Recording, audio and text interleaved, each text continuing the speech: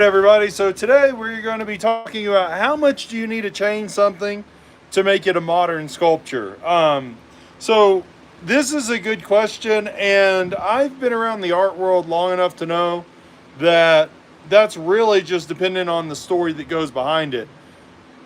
80% of the sale of art for every artist that I know that's popular or famous, and I'm not one of them, so keep that in mind, has been the story that goes into the art that's made, not so much the design itself. And that sounds kind of like I'm diminishing art, and that's not the case at all. Some art, some beautiful art, is just pretty simple things that people have been able to see. And when they see it, then they get to the point where they're like, oh, I can do that. So they have the idea in their head, and then they make it a reality. And it might be something that the average person could even possibly do. But they either feel that they don't have the technical know-how, or they've just never thought of it, or they feel like it's outside their scope because they don't understand the process, whatever the case may be. But art really doesn't have to be that complex as far as shapes go to make something beautiful. A lot of it is simply working with what you have and being willing to learn how and to experiment with, and being willing to put the time into making that piece of art come to life. Okay, so a lot of it's not like, did you spend hours and hours and hours designing the shape? A lot of it's just simply being willing to do the work and finishing it to the vision you have, and then being able to tell the story about where it came from. And that's what makes art what it is. And when people buy art, most of the time, they're buying a story, your history, your influence, your whatever it is that made you who you are, and come up with the ideas that you've come up with. So today, we're going to take this chunk of silver poplar, and I'm actually going to be working on making a vase with it. And so I'm going to be changing the shape of this a little bit. I'm going to be chopping off the top a little bit. I'm going to embrace the curve that it's got with it, and we're going to fix the bottom just slightly. So honestly, there won't be a ton of cuts on this piece, but we'll be making a very modern sculpture with it. I don't know that the whole process will be live because that would take a while, but we'll get you to the rough perspective of it and let you guys see it, and get you guys in an area where you can see where it's going. And then of course I'll show after video and photos of it so you can see what it became, and you can decide for yourself, was it really a piece of art or not, right? So, and remember, art is very subjective. It's really up to your opinion. So I'm on the Win bandsaw. I am not sponsored by Win. I just want to let you guys know what I am using.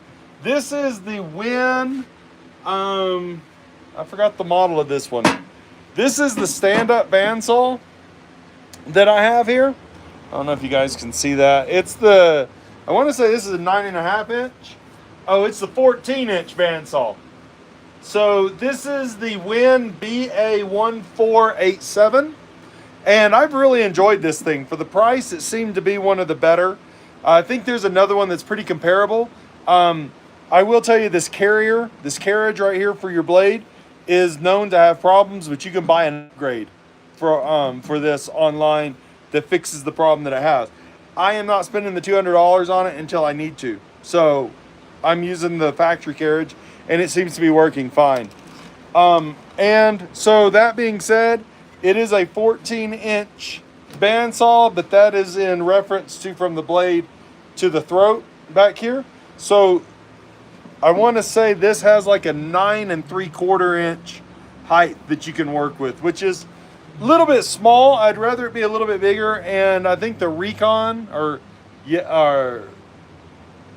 yes, I think they're called, the blue ones, RECON, I think is what they're called, Recon, are a little bit taller, and they're a little bit more expensive. But so when you go and look, don't get caught up on that number 14 inch, because that is important. It's between the neck back here and the blade, but you also want to keep in mind how much can go through this direction height-wise. Hey everybody, thanks for stopping by and checking out the video. So this one does have a light on it, the deck as well, which is nice, and it's flexible. So it's a flexible neck that you can adjust, and that helps me be able to see what I'm doing. I'm wearing these yellow tinted safety glasses, which are nice, but they also skew color and things, so keep that in mind if you're ever working with this. This does have an emergency stop button over here to the left. And right now, I'm going to be cutting this down to just the height that I want, because I need a flatter top and less of a point. So when you've got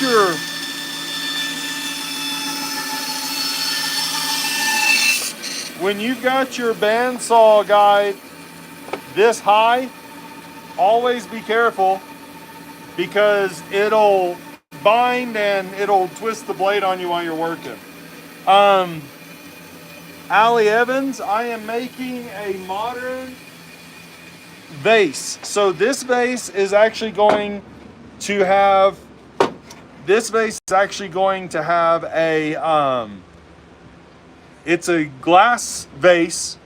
I think it's 1 3/4 inch that will go inserted into this, so that you can actually have live flowers instead of it being like a twig pot or a bud vase or whatever. It's actually going to be a vase that can hold water. And you could do this multiple ways. So 3 ways you could do this that I can think of off the top of my head.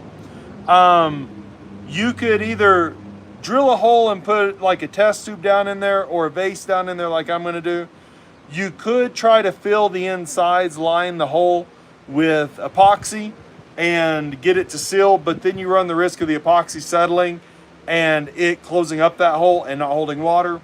Or you could cut this in half, hollow out, 2 voids in there, and then glue it back together, and that would work as well. But then you run the risk, especially on complex shapes like this, you run the risk of having a glue line that's super obvious. So I'm not going to go with cutting it in half and hollowing it out. I'm going to drill a hole and put a vase down in there.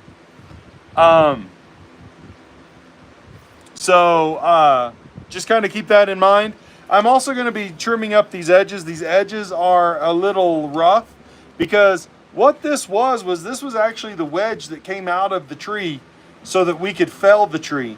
So this is one of the wedges that came out of it, and now we're going to use it. But it's got some beautiful grain to it and character. So I just really wanted to do something that would highlight, the bark's been stripped off, but you have this natural cambium and sapwood outer edge where the bark and cork cambium would have been. And you've also got these areas where we cut it with the saw that will smooth up and make it prettier. But see, you've got some damage areas on it that we're going to take off so that it just looks sleeker and cleaner. So I hope that kind of helps. No, Allie, it has not been in a kiln. This was standing dead. So this tree had been dead for a number of years and was just standing, and we had to remove it. I own a tree service company, Eric's Tree Service, in Montrose, Colorado, which is on the western slope of Colorado. So we're about 2 hours from the Utah border, and we had to remove this for insurance safety. They required it to be removed. And so you can get dry wood from sun drying if it's done right. You get wood from kiln drying like Allie mentioned in the video, but you can also get dry wood from standing dead trees. If they've stood long enough, then the tree will actually dry out in a good manner on its own. Well, thank you, Allie. That's what we're trying to do. So all of the wood that you'll see me working with, as a general rule, I do have a few pieces that I bought from the exotic lumber yard, but all the wood that I'm working with as a general rule are going to be wood that I have maintained or got myself from tree service work. So they're all local hardwoods of trees that have died and we've had to remove. So now I'm just going to be taking off this band of wood. I'm just freehanding this, nothing like super crazy as far as like drawing lines and all that. I'm just making edges that I feel comfortable with. And instantly, just by shaping up, at least in my opinion, because remember, art is opinion. In my opinion, by shaping up those edges, now it's a much more modern piece of wood already. If I wanted, I could definitely sand these back down to those points. Points and edges on pieces of art, though, tend to break a lot. So sometimes you have to think about what your vision is, and you also have to think about the realities. As this is probably going to be a vase that's going to go in somebody's house, the reality of it is that for the longevity of this piece to look beautiful, you're better off not having those super thin edges than keeping a super thin edge. So I didn't want it to get too thick, but I did want to get rid of that edge that might break and fracture off. So now we've squared off, well, I don't want to call it squared off, but we've trimmed off those edges, and here we are with what we've got. So next thing I'm going to do, because if you look at this and it's sitting, it's leaning outward. I don't really want that to occur. So I'm going to trim up this back end a little bit and make the base sit a little bit more flush as well. And in this particular case, I'm going to try and use my hand to guide this the best I can. And I'm going to have to go slow to make sure I get kind of a straight and flat base on this.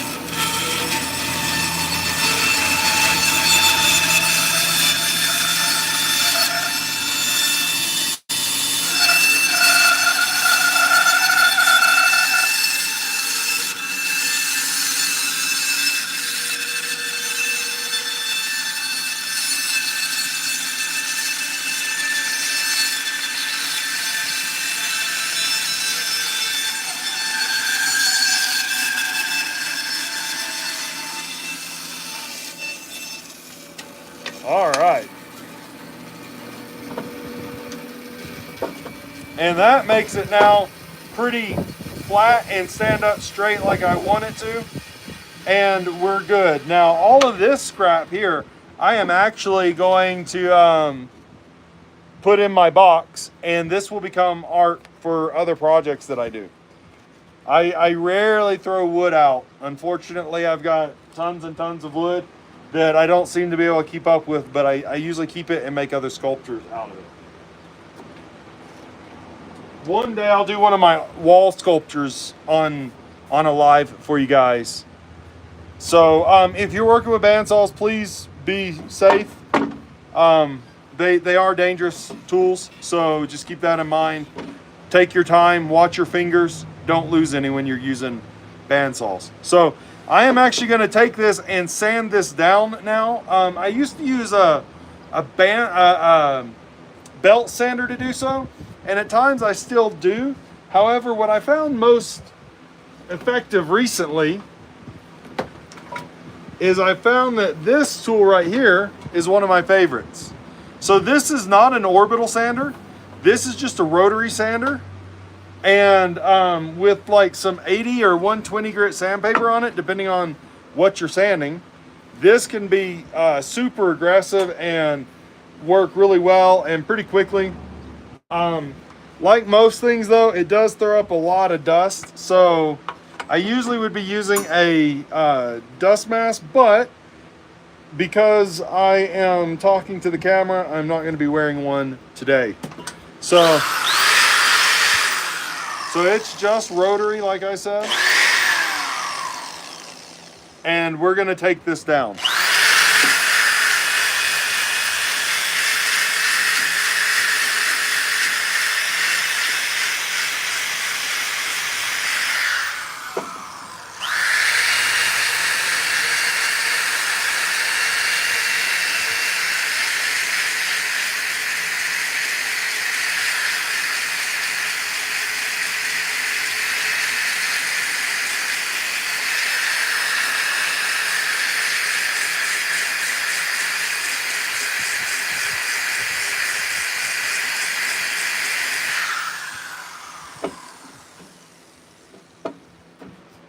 So something I want to mention real quick here. I do get asked quite a bit things like, how much of this should I sand down? Should I sand it completely smooth? Should I get all the chainsaw marks out of it, or bandsaw marks, or whatever? And the reality of it is that that's really up to you. What is your vision of this?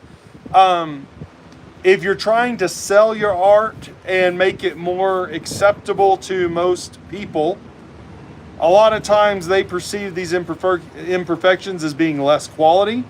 Not always, but a lot of times. So if you're an unknown artist, that might prevent your art from selling as quickly. But if you're just doing your art for your art and it's your vision, what is your vision? Is your vision to be completely smooth, or is your vision to be mainly smooth with some character of the work that was put into it and the life of this piece? It's really up to you. So I can't tell you whether you should sand that completely smooth or not. It's up to your own vision. For me and my vision, I will be sanding that not completely smooth, but almost completely smooth, so that that defect is out of it.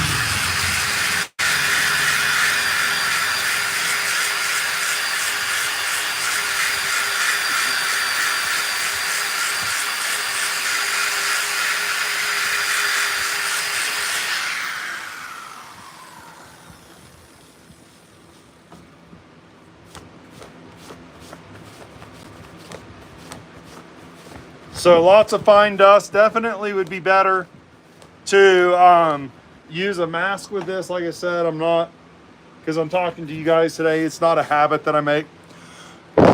Sorry, got dust on the camera. So, all right. So, couple of things to know or to think about.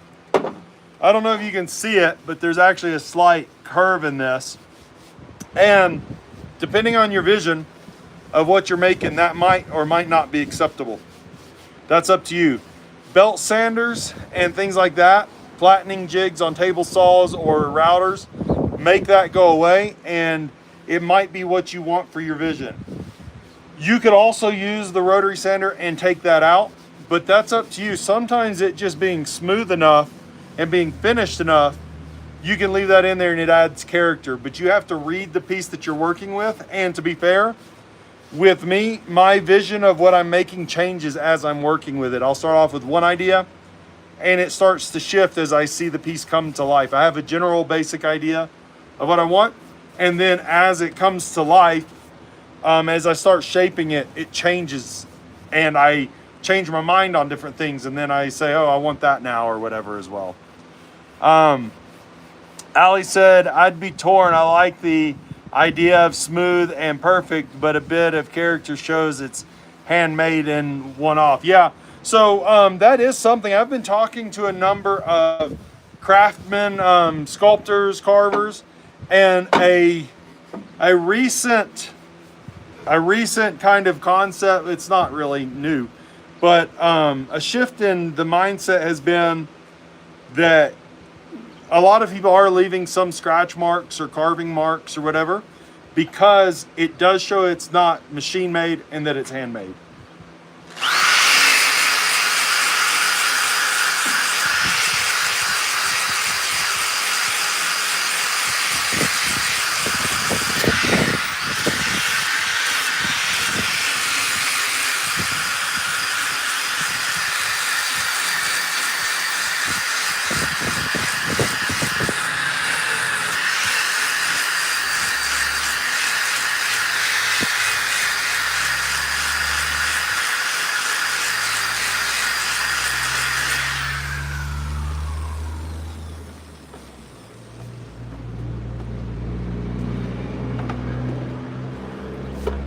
And there we have it. There's that side. Sorry, the camera is, I've got dust all over the camera and hold on. Trying to make it where you guys can see the best. All right. So that's smooth enough. It's got a little bit of a curve in it, but I'm okay with that. I like that shape to it. And this grain is just beautiful. I mean, that's just beautiful, beautiful grain. So I'm super happy with that. And even though I cut that with the bandsaw, I went slow enough through and kept it straight enough. There's no chatter, and that saw blade is super, super sharp. So it just makes it very, very smooth. I don't even really need to rough sand it right yet. When we get into orbital sanding, I'll do that, but I'm not gonna do this at the moment. So now I've got to go and I've got to sand this side of it. And then I've got to make an adjustment on this side so that I can get the drill bit to go in like I want it to. So I will be doing that here in one moment.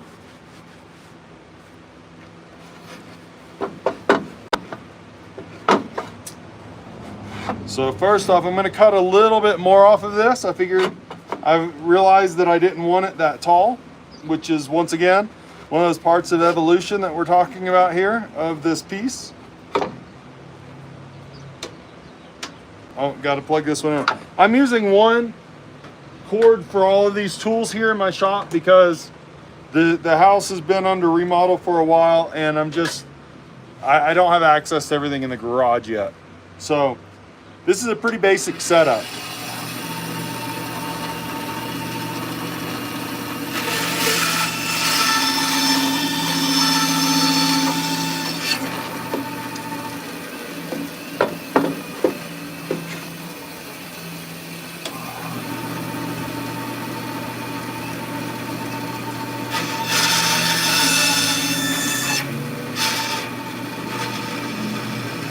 So I'm actually going to drop this real quick to keep that blade a little bit more in line with what I want.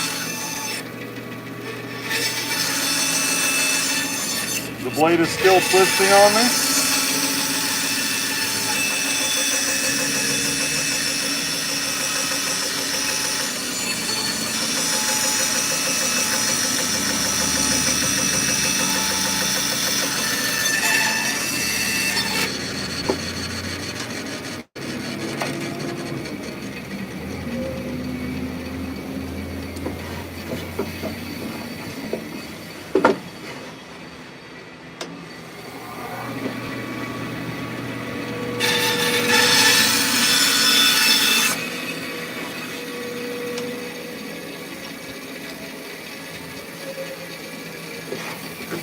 All right, so that's more of the shape that I want right there.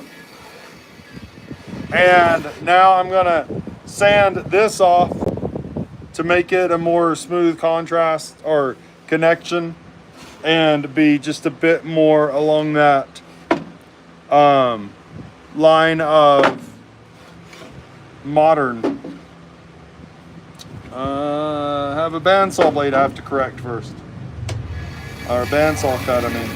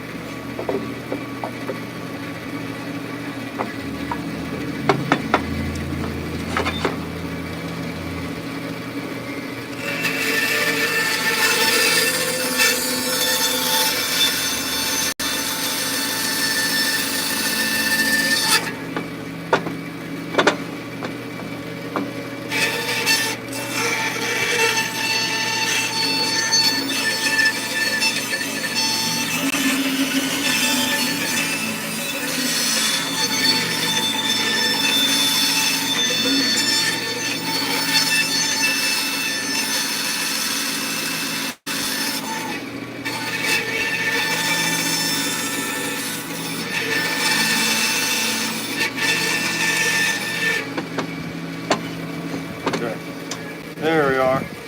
If you make a little bit of a mistake, don't freak out. Just keep going with it. And keep in mind that you just might make it a little bit smaller or whatever than you had originally intended. But that's not a problem all the time. It's just you have to constantly change your mindset. So now we're going to go back to the rotary sander.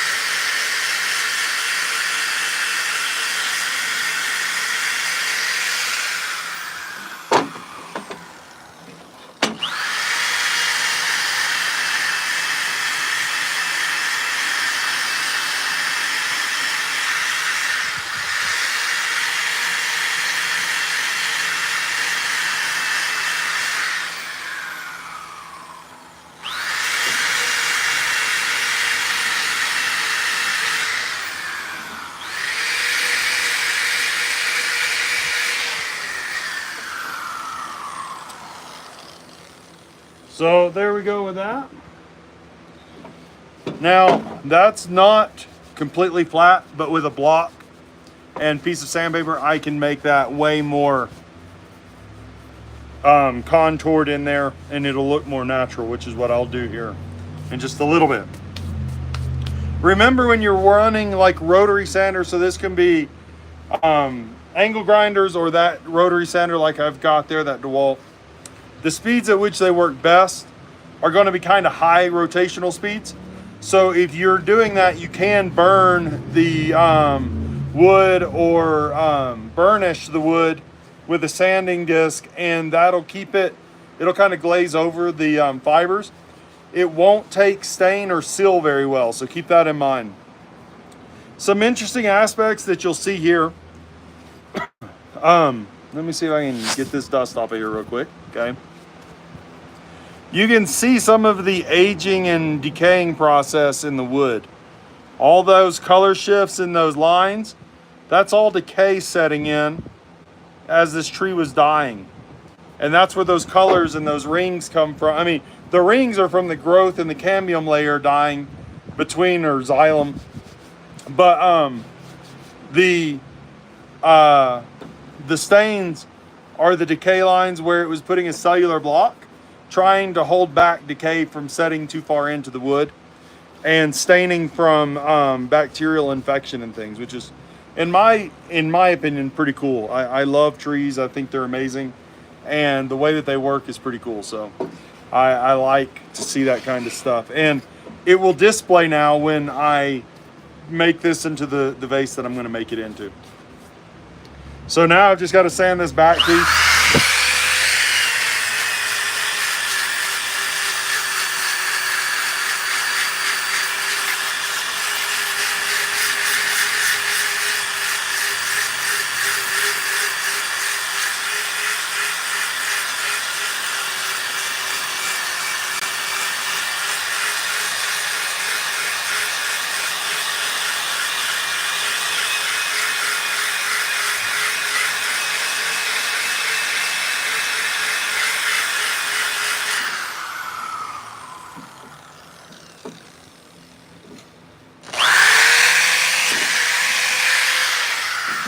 Stupid handles getting in my way.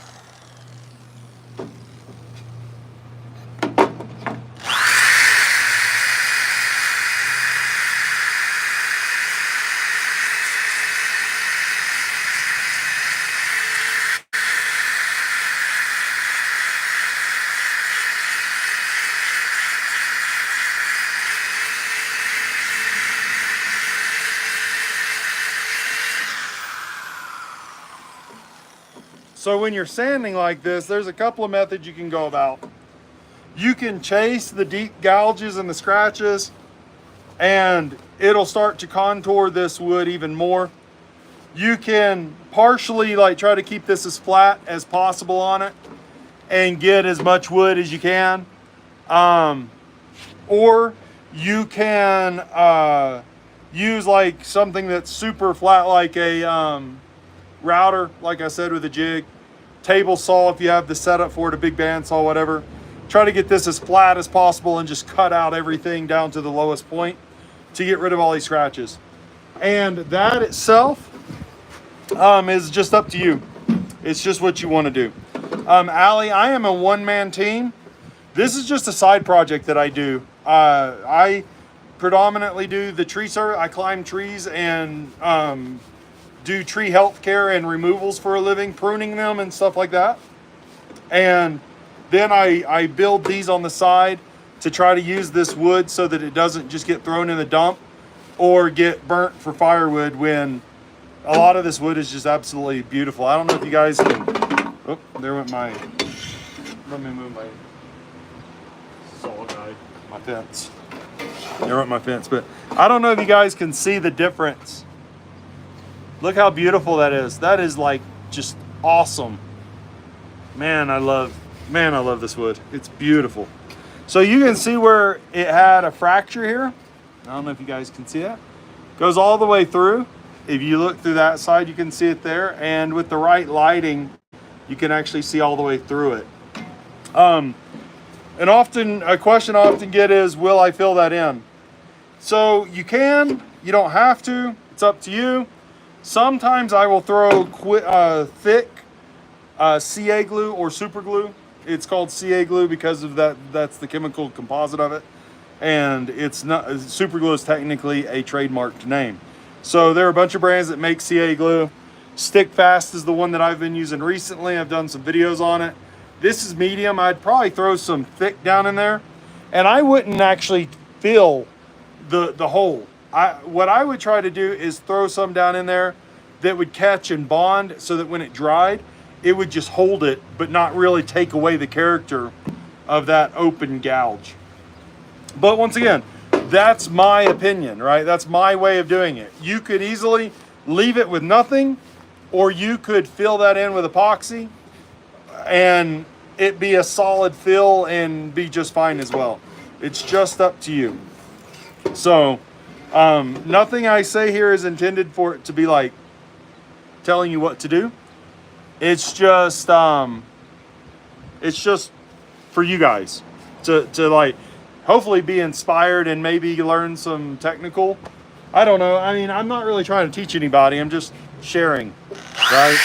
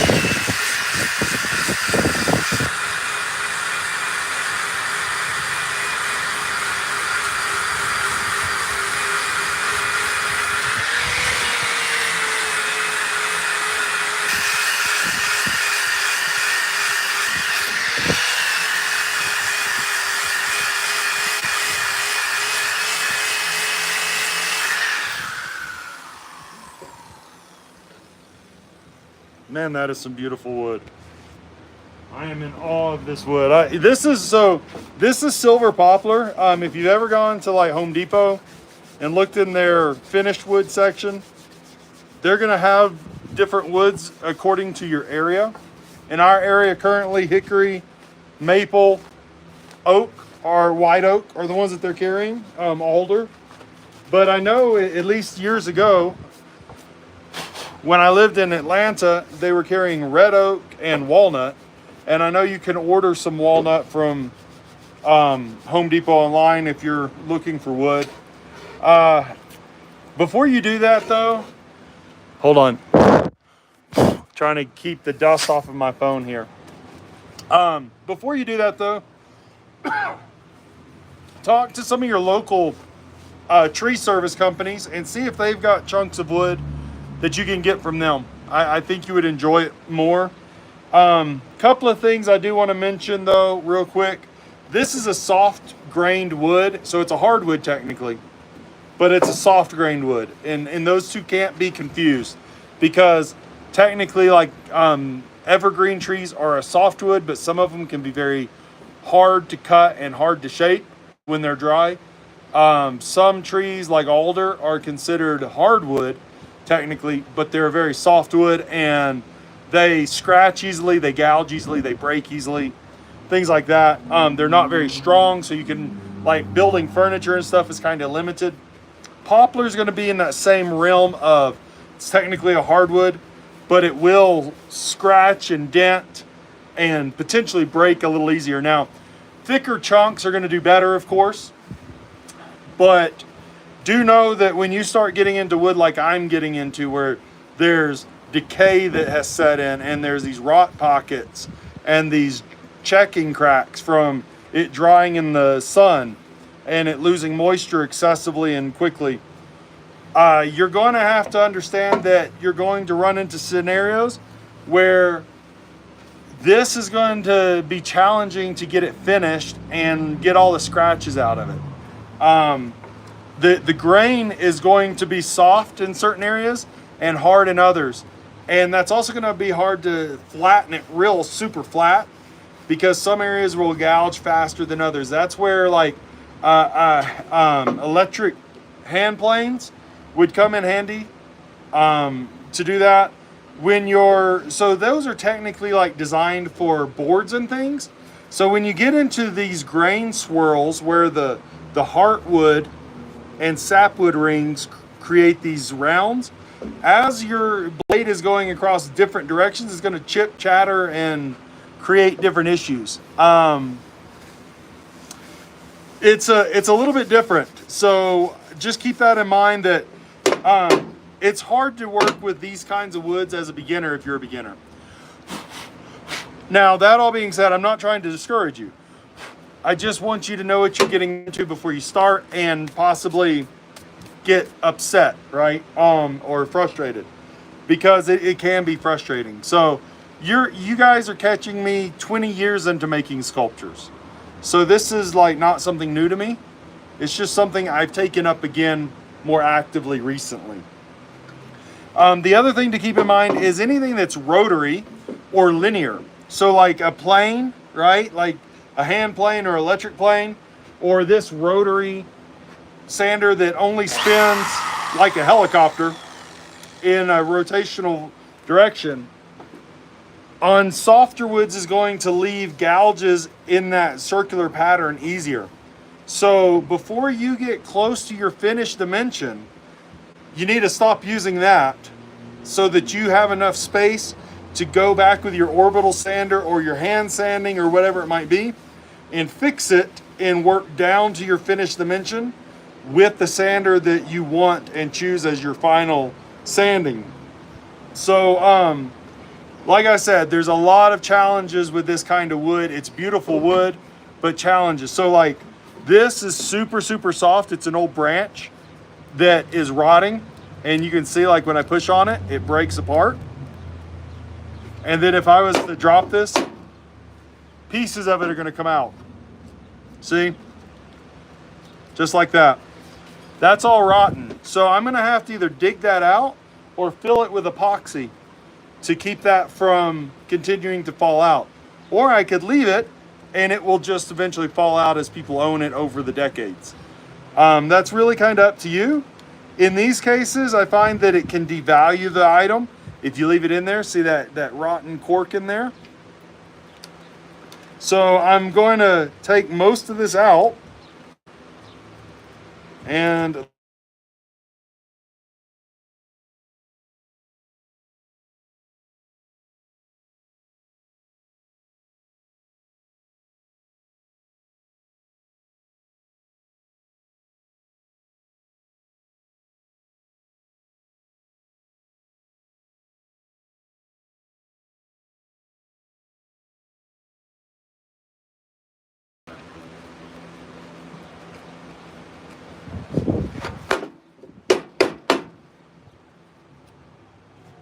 it's actually pretty easy on this one.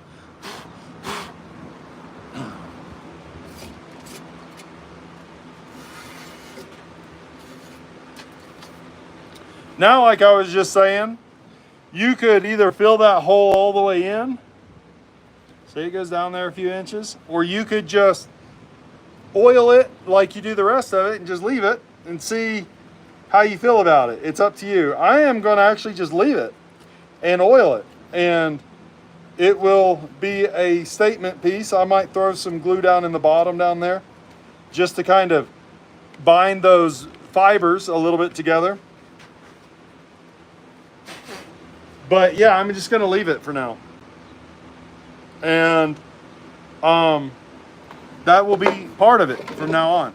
That'll be part of the charm where I can, you know. You could even make this like a twig pot so that this here would be, you could put dry buds or twigs in there. And then have the drilled out portion for the other one so that you can put the base down in there. There's so many options. It's so hard to know what to or not to do with things. So that's always a challenge. I'm going to drop the video off right there. I'm going to finish this up and then I will get back to you guys here shortly. All right. Thanks for stopping by. And Allie, you are correct. Hey, it's nice to see you. I'm glad to know that you're from the UK. It's amazing to have you watch my videos. I appreciate the support. Also, yes, the Japanese stick gold in a lot of the imperfections. You can kind of mimic that with epoxy and gold dye. I think that it's something that I'm going to look at in the future as well, and a really cheap and easy way to kind of mimic that. Doesn't add any strength to your item at all, but you could actually spray this with gold spray paint and make sure you spray it really good in the cracked areas and then go back and sand it, and you would take all this gold that was on the outer layer off and only the cracks would have gold in them as well. So that might be something that you'd find interesting. All right, thanks guys. Talk to you later.